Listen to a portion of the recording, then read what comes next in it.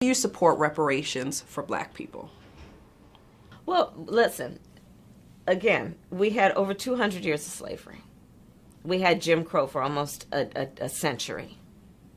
We had legalized discrimination, segregation, and now we have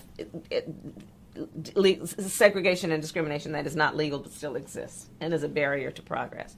We have disparities around housing. We have disparities around education. We have disparities around income. And we have to recognize that everybody did not start out on an equal footing in this country. And in particular, Black people have not. And so we have got to recognize that and do something about that and give folks a lift up. That's why, for example, I'm proposing the LIFT Act. Give people who are making $100,000 or less as a family a tax credit, which will benefit and uplift 60% of Black families who are in poverty.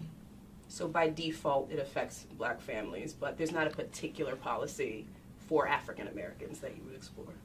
But no, if you look at the reality of who will benefit from certain policies, when you take into account that they're not starting at the same place and they're not starting on equal footing, it will directly benefit Black children, Black families, Black homeowners, because the disparities are so significant.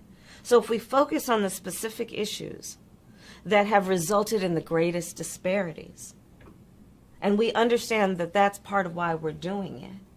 Listen, the reality also is this: any policy that will benefit Black people will benefit all of society. Let's be clear about that. Let's really be clear about that. So I'm not going to sit here and say I'm going to do something that's only going to benefit Black people. No, because whatever benefits that Black family will benefit that community and society as a whole and the country, right?